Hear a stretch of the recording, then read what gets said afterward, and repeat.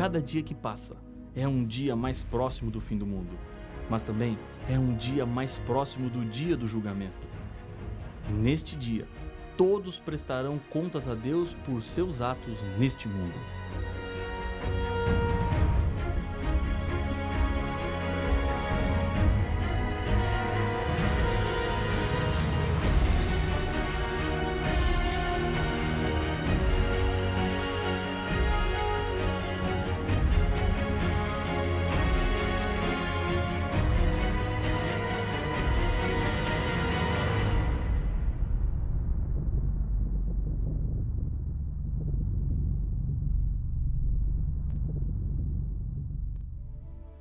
No dia 27 de março de 2011, saiu o resultado de um julgamento que causou grande repercussão no Brasil. Isabela, uma garotinha de 5 anos, foi espancada e depois atirada da janela do apartamento onde seu pai e sua madrasta viviam. Milhares de pessoas acompanharam para saber qual seria o veredito final. O pai foi condenado a 31 anos e a madrasta a 26 anos de prisão. Muitas lágrimas foram derramadas e para alguns a justiça foi feita. Mas o que mais chama a atenção nessa história é que os condenados alegavam inocência o tempo todo diante do tribunal, mesmo diante das evidências que convenceram os jurados de sua culpa. Jesus, no livro do Apocalipse, nos apresenta um julgamento onde todos os seres humanos comparecerão. Dessa vez, acontecerá um juízo universal com consequências eternas. Um dia, no céu, Lúcifer disse que Deus estava errado e ele estava certo. Deus deu tempo para que a verdade fosse provada e ele se arrependesse, mas isso não aconteceu. Chegará o tempo onde todas as acusações contra Deus, os resultados do pecado e das escolhas erradas que os seres humanos fizeram, devem ser julgados. O Apocalipse fala de um anjo voando pelo meio do céu que anuncia: temei a Deus e dai-lhe glória, pois é chegada a hora do juízo. Apocalipse capítulo 14 e o verso 7. O capítulo 14 do Apocalipse apresenta a mensagem de 3 anjos que nos leva a contemplarmos a cena crucial no grande conflito existente entre o bem e o mal. O anjo que faz o anúncio do juízo é o primeiro. Esses anjos, na verdade, representam todos os servos de Deus que estão empenhados na tarefa de proclamar o Evangelho. Jesus deixou essa missão de pregar o Evangelho para todos os seus discípulos em todos os tempos. Isso significa que existe um povo especial que tem uma mensagem especial para ser dada a todos os moradores da terra. Quando a Bíblia fala sobre o juízo final, refere-se a 3 fases ou etapas. Primeira, juízo de investigação, que acontece antes da volta de Jesus a essa terra para buscar os seus filhos fiéis. É um juízo de vindicação. Segundo, o juízo de comprovação, que acontecerá no céu durante os 1000 anos, onde cada um dos salvos confirmará a justiça de Deus. Terceiro, o juízo de execução, quando todos os infiéis a Deus, e inclusive Satanás e os seus demônios, receberão a condenação final, que será a morte e a destruição eterna. Esse juízo acontecerá no final dos 1000 anos. Vamos voltar ao texto de Apocalipse capítulo 14, verso 7. Acompanhe a leitura, pois existem chaves do juízo de Deus nesse texto. Temei a Deus e dai-lhe glória, pois é chegada a hora do seu juízo. E adorai aquele que fez o céu e a terra e o mar e as fontes das águas. O juízo apresentado aqui está relacionado com o santuário celestial. Após as 3 mensagens serem dadas aos habitantes da terra, ao ser concluído o juízo, o anjo sai do templo de Deus com uma foice para ceifar. Acompanhe a leitura do texto. Olhei, e eis uma nuvem branca. E sentado sobre a nuvem, um semelhante a filho de homem, tendo na cabeça uma coroa de ouro e na mão uma foice afiada. Outro anjo saiu do santuário, gritando em grande voz para aquele que se achava sentado sobre a nuvem: toma a tua foice e ceifa, pois chegou a hora de ceifar, visto que a seara da terra já amadureceu. E aquele que estava sentado sobre a nuvem passou a sua foice sobre a terra, e a terra foi ceifada. Apocalipse, capítulo 14, versos 14, 15 e 16. Os salvos são separados dos perdidos. Entenda uma coisa muito importante. Deus não escolheu quem seria salvo e quem se perderia. Ele chama todos os seres humanos para a salvação.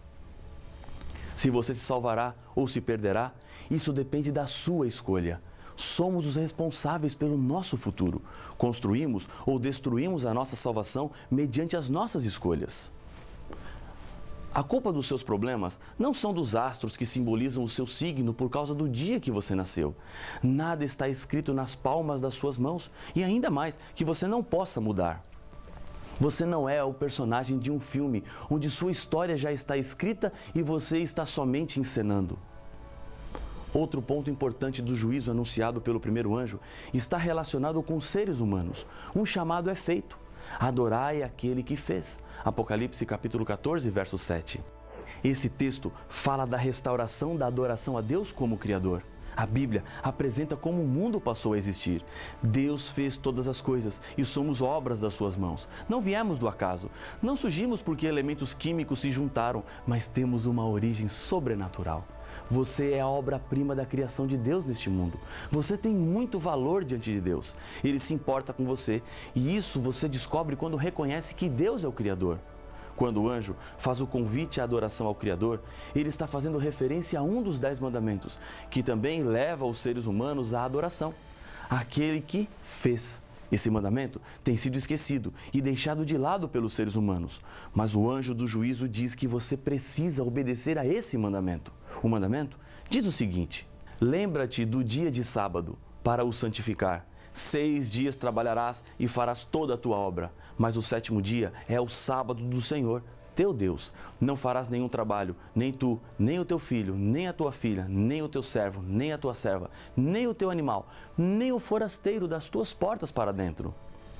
Porque em 6 dias fez o Senhor os céus e a terra, o mar e tudo que neles há, e ao 7º dia descansou. Por isso o Senhor abençoou o dia de sábado e o santificou. Êxodo capítulo 20, versos 8 a 11.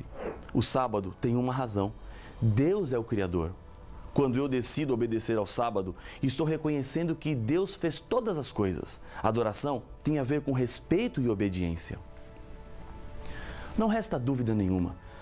Todos os seres humanos, para serem salvos, são chamados à obediência dos 10 mandamentos. E nesse texto, especificamente, o sábado. No santuário terrestre, aconteciam 3 tipos diferentes de sacrifícios. O primeiro era o contínuo, todos os dias, 2 vezes por dia, para o benefício de todo o povo, representando Cristo que também morreu por todos os seres humanos. O segundo eram as ofertas individuais. Era o perdão dos pecados especificamente daquele que trazia a sua oferta. Nesse tipo de oferta, deveria haver derramamento de sangue. Em Hebreus, capítulo 9, verso 22, a Bíblia nos diz que sem derramamento de sangue não há perdão. O terceiro acontecia no dia da expiação, quando o santuário era purificado de todos os pecados recebidos no último ano. Os serviços também podiam ser divididos em 2. O primeiro era o serviço diário, que acontecia no pátio e no lugar santo do santuário. O segundo era o serviço anual, que era realizado no lugar santíssimo, somente um dia no ano, no dia da expiação. O pecador, nos dias do Antigo Testamento, deveria comparecer no santuário para que obtivesse o perdão dos seus pecados. Acompanhe a descrição que a Bíblia faz. Se qualquer pessoa do povo da terra pecar por ignorância, por fazer alguma das coisas que o Senhor ordenou se não fizessem e se tornar culpada, ou se o pecado em que ela caiu lhe for notificado, trará por sua oferta uma cabra sem defeito, pelo pecado que cometeu, e porá a mão sobre a cabeça da oferta pelo pecado e a imolará no lugar do holocausto. Então, o sacerdote, com o dedo, tomará do sangue da oferta e o porá sobre os chifres do altar do holocausto. E todo o restante do sangue derramará à base do altar. Levítico, capítulo 4, versos 27 a 30. Colocar a mão sobre a cabeça representa simbolicamente a transferência da culpa do pecado do pecador para o animal, que traz consigo a consequência da morte. Esses eram apenas símbolos que não tinham valor em si mesmo, mas representavam o sangue de Jesus. Quando você olha uma rosa vermelha através de um vidro vermelho, ela parecerá branca. Quando Deus olha para os nossos pecados vermelhos, através do sacrifício de Jesus Cristo, eles parecem brancos como a neve. Primeiro, Jesus nos amou. Depois nos lavou com o sangue de Cristo. Muitos pensam que primeiro terão que limpar-se de seus pecados e depois alcançarão o amor de Deus. Isso é um erro. aquele que nos ama e pelo seu sangue nos libertou dos nossos pecados, diz Apocalipse capítulo 1, verso 5. Jesus Cristo primeiro nos amou, manchados como estávamos por nossos pecados. Depois, porque nos amava, lavou-nos com seu sangue, a maior prova de amor de Deus. Isso quer dizer que não importa como você está agora, Jesus Cristo quer te limpar, porque Ele te ama, curar as suas feridas que esta vida causaram. Quando o sacerdote aspergia o sangue, simbolicamente, o pecado era transferido para o santuário. O pecador era perdoado de sua maldade, mas ficava um sangrento registro no santuário. Jeremias nos fala sobre isso. O pecado de Judá está escrito com um ponteiro de ferro e com um diamante pontiagudo, gravado na tábua do seu coração e nas pontas dos teus altares. Jeremias capítulo 17, verso 1. Depois do acúmulo dos pecados, o ritual da expiação era necessário para que os pecados que foram transferidos para o santuário fossem limpos. Fará expiação pelo santuário, pela tenda da congregação e pelo altar. Também a fará pelos sacerdotes e por todo o povo da congregação. Isso vos será por estatuto perpétuo, para fazer expiação uma vez por ano pelos filhos de Israel por causa dos seus pecados. Levítico 16, verso 33 e 34. Com esta cerimônia, o santuário era purificado do registro dos pecados dos arrependidos, que haviam confessado sua culpa, dos sacerdotes oficiantes que comiam a carne e o altar, onde o sangue era derramado e aspergido. A purificação do santuário era realizada com o sangue do bode, chamado para o Senhor. Era um símbolo do sangue de Jesus. Um outro bode, chamado para Azazel, recebia todos os pecados do santuário e era levado e abandonado no deserto. Era um dia muito importante e especial para o povo de Deus. Todos estavam com seus olhos e coração voltados para o que acontecia dentro do templo. Mas não se esqueça de que o pecado traz consequências terríveis. Aqueles que não estavam com as suas vidas acertadas diante de Deus, neste dia, deparavam-se com uma consequência. Porque toda alma que nesse dia não se afligir será eliminada do seu povo. Levítico 23, o verso 29.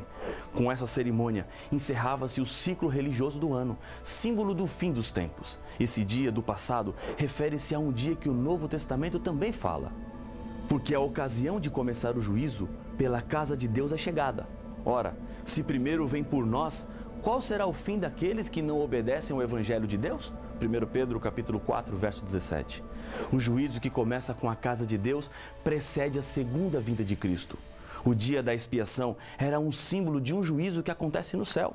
Paulo nos diz em Hebreus: porque Cristo não entrou em santuário feito por mãos, figura do verdadeiro, porém no mesmo céu, para comparecer agora por nós diante de Deus, nem ainda para se oferecer a si mesmo muitas vezes, como o sumo sacerdote cada ano entra no Santo dos Santos com sangue alheio. Ora, neste caso, seria necessário que ele tivesse sofrido muitas vezes, desde a fundação do mundo. Agora, porém, ao se cumprirem os tempos, se manifestou uma vez por todas, para aniquilar, pelo sacrifício de si mesmo, o pecado.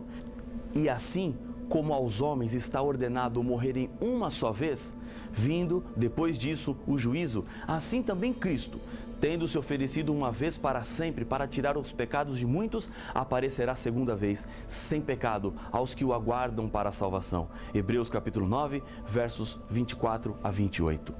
O juízo de investigação, ou investigativo, diz respeito ao povo de Deus, começando pelos primeiros habitantes da terra até os que estiverem vivos na volta de Jesus. Todas as obras serão julgadas, as boas e as más. Até mesmo as obras que estão escondidas, que ninguém sabe, nos afirma Eclesiastes capítulo 12, o verso 14. O julgamento acontece baseado na lei de Deus, de acordo com os registros que estão nos livros do céu. Jesus Cristo é o nosso advogado, que perdoa todo aquele que o aceita como Salvador. Jesus promete que o nome dos vencedores, aqueles que se salvarão, estarão escritos no livro da vida. No final do juízo investigativo, o destino de cada ser humano estará decidido. Esse juízo investigativo é necessário para todo o universo. É uma oportunidade para comprovar a justiça e a misericórdia de Deus. O planeta Terra tornou-se espetáculo para o universo todo criado por Deus.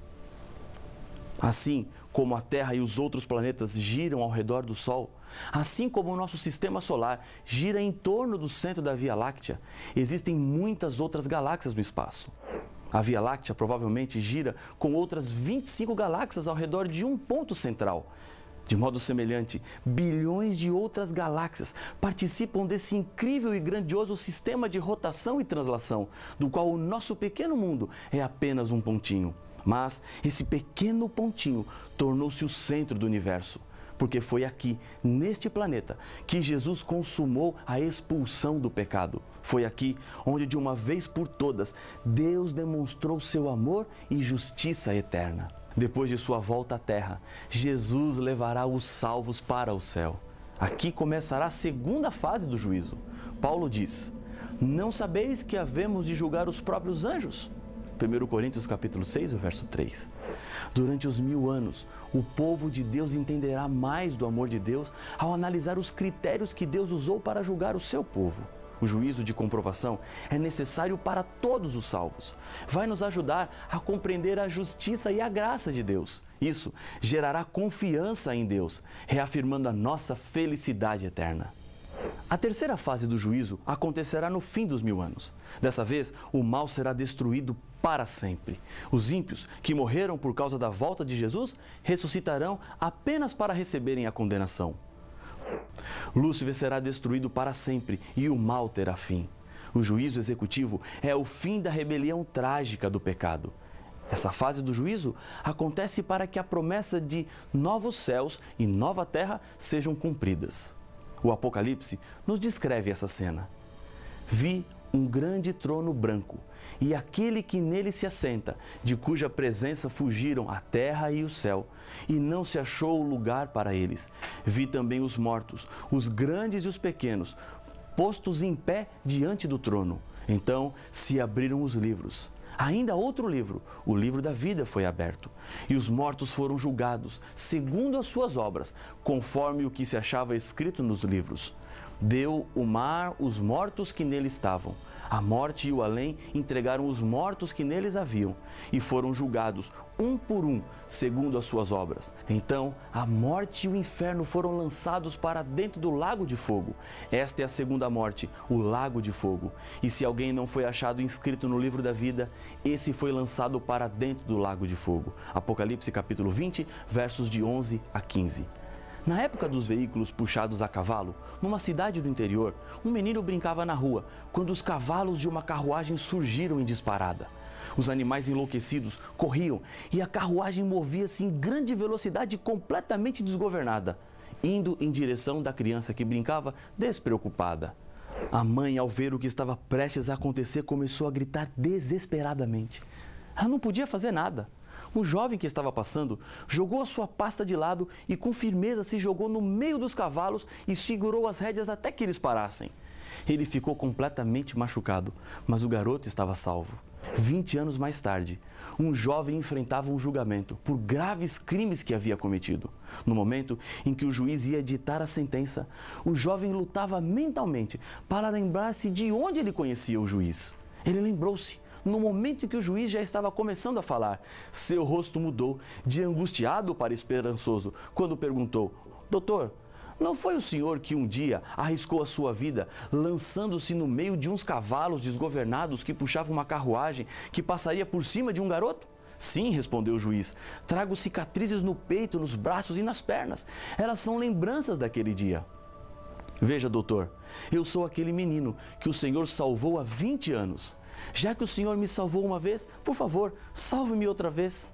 Após alguns instantes em silêncio, o juiz respondeu: naquele dia fui seu salvador, mas hoje sou o seu juiz. Por causa da sua conduta, devo condená-lo. Jesus fez tudo para nos salvar, mas se não o aceitarmos como Salvador, se não mudarmos de vida, ele será o nosso juiz e assim terá que nos condenar. Paulo faz um apelo: pois todos carecem da glória de Deus, sendo justificados gratuitamente por sua graça, mediante a redenção que há em Cristo Jesus, a quem Deus propôs no seu sangue como propiciação, mediante a fé, para manifestar a sua justiça, por ter Deus, na sua tolerância, deixado impunes os pecados anteriormente cometidos. Romanos capítulo 3, versos 23 a 25. Hoje, você precisa tomar uma decisão. Não há por que deixar para depois. Jesus está provando o seu amor para lhe salvar. Você não precisa mais sofrer. Não é necessário mais ter medo do futuro, porque Jesus está de braços abertos, prontos para lhe dar a vida eterna. Quer você se colocar diante de Jesus agora e receber das suas mãos a salvação? Eu sei que quer. E por isso eu quero convidá-lo a orar comigo. Senhor Pai nosso, obrigado pela certeza que temos do perdão, porque Jesus, o nosso advogado, intercede por nós e abre as portas da salvação e da vida eterna para cada ser humano. Aceita a nossa decisão, é o que eu lhe peço no nome de Jesus. Amém.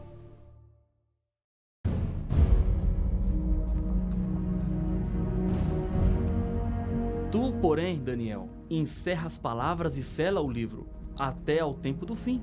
Muitos o esquadrinharão, e o saber se multiplicará. Daniel capítulo 12, o verso 4. Em 1844, aconteceu um desapontamento desses cristãos que entenderam o período da profecia, mas não o evento certo. Esse não foi o primeiro desapontamento que o povo de Deus passou. Houve outro maior, o desapontamento da cruz. Mas que desapontamento foi esse de 1844? Talvez o mais importante. Qual foi o desapontamento da cruz? Para estas e outras perguntas, a resposta está no próximo episódio de Apocalipse, o fim revelado.